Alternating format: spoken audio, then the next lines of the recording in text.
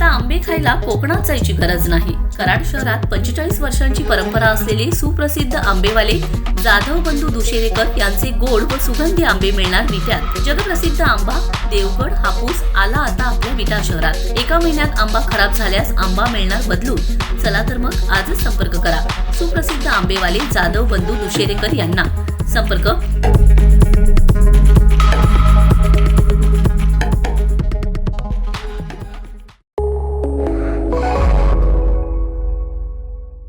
नमस्कार, मी अरुण आणि आपण पाहत आहात 7 स्टार न्यूज.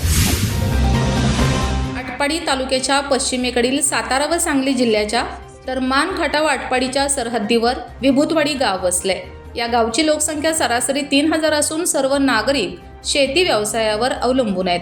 दुष्काळ परिस्थिती असल्याने अनेक नागरिक मुंबई पुणे येथे उपजीविका भागवण्यासाठी स्थलांतरित झालेले आहेत, तर गावामध्ये राहणारे नागरिक शेती व्यवसाय करतात. कायमस्वरूपीचे पाणी नसल्याने पावसाच्या पाण्यावर जे पीक येईल त्यावर शेतकरी समाधान मानत असतात. तालुक्यातच नव्हे तर ऑल महाराष्ट्रामध्ये धुलवड साजरी केली जाते. परंतु अशाच या दऱ्याखोऱ्यामध्ये डोंगराळ भागामध्ये वसलेल्या विभूतवाडी गावामध्ये गेले 45 वर्षापासून एक परंपरा चालत आली आहे. ती म्हणजे धुलवडीला फाटा देत या गावामध्ये अखंड हरिनाम सप्ताह साजरा केला जात असतो व ही परंपरा आजही सुरू आहे.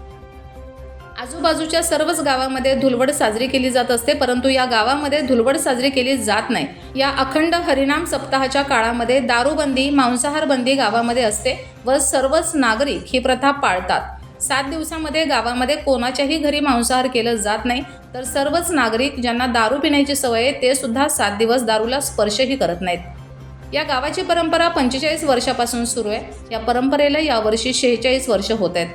तर गावामध्ये सन 1981 साली अखंड हरिनाम सप्ताहाची स्थापना करण्यात आली. यामध्ये ज्ञानेश्वरी पारायण होत असतं, तर सायंकाळी हरिपाठ व कीर्तन देखील होत असतं.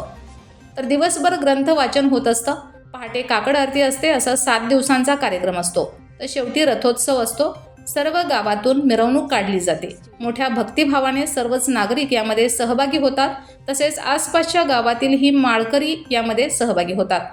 विशेष म्हणजे धुलिवंदन साजरा न करणारं गाव म्हणून या गावाची प्रसिद्धी आहे. या गावामध्ये सर्वच जाती धर्माचे नागरिक आहेत, परंतु या गावात कोणीही धुलिवंदन साजरं करत नाही.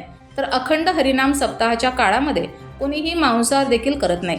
तसेच कोणीही दारू सुद्धा पित नाही. हे सर्व नागरिक मनापासून पाळतात. त्याचमुळे या गावचा अखंड हरिनाम सप्ताह हा प्रसिद्ध आहे.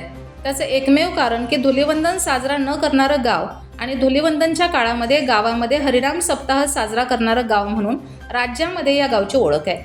अखंड हरिनाम सप्ताहाची सुरुवात 26 फेब्रुवारी 2026 गुरुवारपासून होते. तर गुरुवारी 5 मार्च 2026 रोजी काल्याचे कीर्तन होऊन सप्ताहाची सांगता होते. त्या दिवशी तुकाराम बीज असते.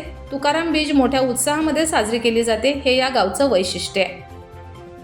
Bureau report 7 star news.